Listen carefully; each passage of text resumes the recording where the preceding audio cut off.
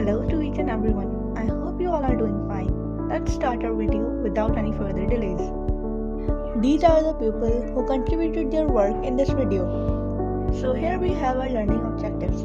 Introduction to yeast, its structure, types of yeast infection, how it reproduces, facts about yeast, and its environmental aspects. So first of all, what is yeast? Yeast are unicellular organisms that belong to the kingdom fungi. Yeast are particularly efficient at converting sugars into alcohol and carbon dioxide through a process called fermentation. This is why they are commercially important organisms that have major roles in industries, including the alcohol industry. So what it is made up of? Yeast is a fungus that grows as a single cell rather than a mushroom. Though each yeast organism is made up of just one cell, yeast cells live together as multicellular colonies. Usage of yeast.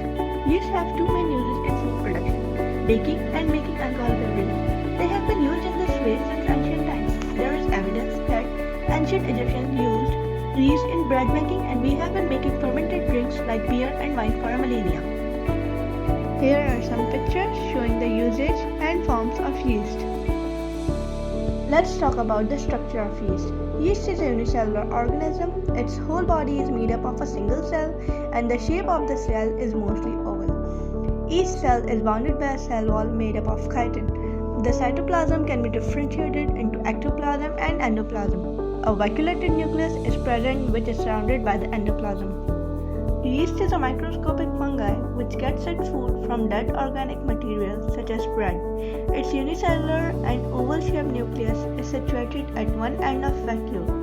Cytoplasm is in a cell material which includes organelles like endoplasmic reticulum, ribosome, and mitochondria. It's a type of fungus and does not contain chlorophyll, so that it cannot perform photosynthesis and live a saprophytic life. Now we have types of yeast infection. Candida is the scientific name for yeast. It is a fungus that lives almost everywhere, including in your body. Usually, your immune system keeps yeast under control. If you are sick or taking antibiotics, it can multiply and cause an infection. Yeast infection affect different parts of the body in different ways. Thrush is a yeast infection that causes white patches in your mouth. Candida esophagitis is thrush that spreads to your esophagus, the tube that takes food from your mouth to your stomach. It can make it hard or painful to swallow. Yeast infections of the skin cause itching and rashes. Yeast infections in your bloodstream can be life-threatening. Antifungal medicines can get rid of yeast infections in most people, but if you have an immune system that is weak, treatment might be more difficult. Women can get vaginal yeast infection causing vaginitis. Then here we have some factors that can increase your risk of yeast infection. Antibiotics, birth control pills, and certain steroids. Being pregnant, a weakened immune system, and uncontrolled diabetes. What are the different names for yeast? Form, catalyst, fungus, leavening, fermenter, and froth. Now we will understand the reproduction of yeast. Most of the yeast reproduction is asexual, with a few exceptions where sexual reproduction occurs.